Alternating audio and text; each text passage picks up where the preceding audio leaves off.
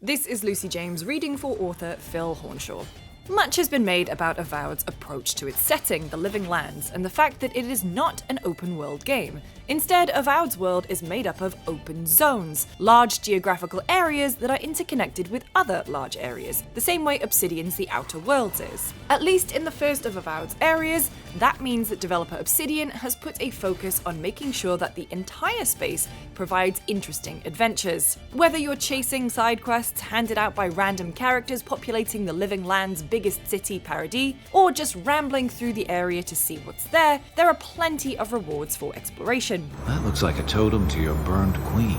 There are bandit camps, ruins, half-destroyed hovels, and groups of dead soldiers surrounding the corpses of huge bears. The Living Lands is a place dense with stories and thick with secrets to uncover, and even wandering aimlessly through the wilderness feels like an adventure unto itself. We recently played the first 2 hours of Avowed during a preview event at Obsidian, which provided a sense of the way your path through the game's world begins to unfold. Notably, it's not long before you wind up with more or less complete freedom about what to do and how to do it. And even in the early going, Avowed provides you with a ton of freedom about how you want to approach the game, its story, and its combat systems. After delving into Avowed's expansive character creator, you're thrown into the world. Obsidian has previously detailed the setup for the story. You play a character named the Envoy to the Living Lands by the leader of a major nation of humans and elves, the Adir Empire. The Empire has interest in the Living Lands, a somewhat isolated island known for its harsh wilderness and harsher denizens. The place has a sort of Wild West frontier vibe. People head there when they are searching for a better life or when they want to disappear. It's not a completely uncivilized place, but plenty of the people who've made the Living Lands their home are the kind of rough and tumble folks you wouldn't want to tangle with. Shove off, muttonhead. How's that for a parting word? Into this individualistic, slightly lawless society comes the Adir Empire, establishing a foothold in the Living Lands that the locals view suspiciously as the first steps of colonialization and the establishment of order. As the Emperor's envoy, most people immediately view you with anything ranging from mild distrust to outright hostility. But the Living Lands also has a major problem: the Dream Scourge, a soul plague that's infecting people, wildlife, and the island itself. Essentially, those afflicted succumb to madness and fungal growths, and with no indication as to what it even is, much less how to stop it, the Emperor has dispatched you to conduct an investigation and find a way to deal with the problem. The Dream Scourge is a major threat to life in the Living Lands, and you get a first-hand look at the effects of the madness it inflicts when the Adiran outpost, filled with your allies, fires its cannons on your approaching Adiran ship.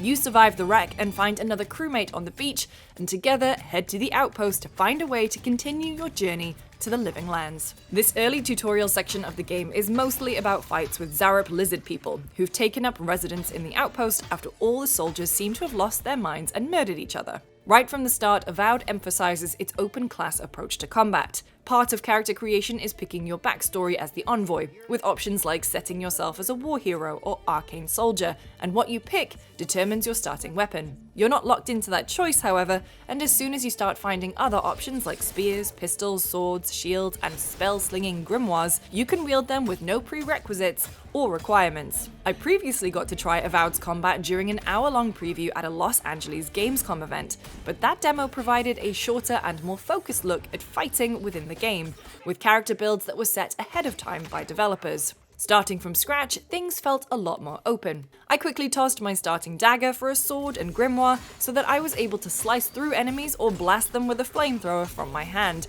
watching their health tick away as they smoldered and charred. There are a lot of options for any given fight too. You can store 2 weapon loadouts at a time and swap between them instantly, even mid-attack combo, which means it's easy to alternate between 2 completely different setups. Hitting enemies damages their health, while also pushing up a meter that tracks their stamina. When it maxes out, your opponent will be stunned, leaving them open for a weapon-specific special move that triggers automatically for a ton of damage. Stealth is also always an option. Enemies often won't detect you right away, and you can sneak up and clobber them from behind by moving through tall grass or avoiding their sightlines. And there are environmental elements you can utilize to help you out as well. like fiery berries you can shoot with a bow to start a blaze. In both previews I've played, I vibed pretty well with Avowed's combat, although even in the tutorial area it can be tough. The moment-to-moment thrust is in managing a stamina meter that dictates your attacks and, even more critically, your quick, agile dodges that can get you out of harm's way. Some enemies come at you with unblockable attacks, leaving you no option but to get clear, and staying alive means a lot of sidestepping to slip past a blow and land one of your own. Most attacks land quickly so you can strike back and then get clear or block an incoming attack, although you can also gamble with stronger charged up blows using most weapons. Everything is quick and fluid though, and the ability to constantly dual-wield weapons, whether two of the same blade or a main weapon like a spear and an offhand weapon like a pistol or grimoire, means it always feels like you have something up your sleeve. While you're given a lot of freedom in how you want to engage with enemies, the leveling system is much more structured. You can spend skill points in any of several skill trees, each named for a different character class like fighter or ranger. That makes it a little easier to get a sense of how you're building your character along traditional lines, without Avowed locking you into a particular class. You also unlock special abilities that run on cooldown timers, and these give you easy ways to mix together the capabilities of different disciplines without really worrying about the skill tree at all. For instance, you can get the fighter's dash tackle ability, which you can use to wallop enemies for a big stun, or the ranger's entangling magic vines that temporarily root enemies into a specific spot. Even on the short walk to the next location for the main story though, there was plenty to see. The area around Paradis is objectively not huge, as I discovered walking around it, but it's not especially small either. Importantly though, it feels bigger than it is thanks to how much interesting stuff Obsidian has packed into it. Cutting to one side of the area, I stumbled on a tall ruined building or tower of some kind. It wasn't marked by an icon or any other clues, but just looked interesting. Climbing in, I found tripwires that triggered huge swinging blades, a set of barely working traps designed to keep people out that were now exposed to sunlight and easy to dodge. Further on, I was attacked by phantoms, which looked like spectral, smoky ghosts, and killing them allowed me to reach a chest filled with a high-quality piece of armor. The entire affair took about 10 minutes and was totally optional, but exploring that little tower was a rewarding diversion that gave a little more of a sense of the living lands. Avowed appears to be littered with situations like this. I found a decrepit, abandoned house not far away on the river, where journals told me about the struggles of the farmer who used to live there. A little way down the stream was another set of ruins where bandits had set up camp. They promptly killed me as Kai yelled in the background to warn me my weak starting armor couldn't handle their much better weapons. And that was all just stuff I happened across on my way back to town. The 2-hour demo we played also included some early bits of Avowed's story. You track down the ambassador, have a weird encounter with a voiceless entity that seems to be the spirit of the living lands, and kill a huge bear afflicted with the dream scourge that's angry and covered in beautiful but horrific mushrooms.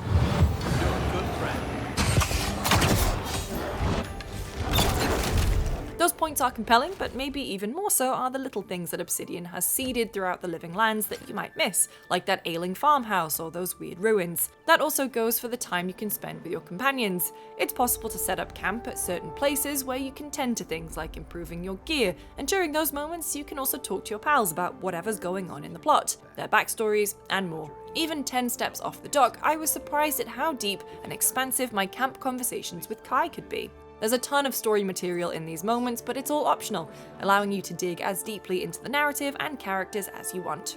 How can I even thank you? You don't know the weight you've lifted from my heart. Though we still have only seen a small portion of Avowed, it's the freedom to explore and the density of things to find, whether in combat, out in the world, or in conversations, that has me most intrigued. Avowed feels packed with things to discover for yourself, whether you're following the story or making your own way through the world. What we've seen of the living lands is full of life, and Obsidian's willingness to give you so much to discover that you'll miss some makes Avowed seem like the kind of game it'll be great to get lost in.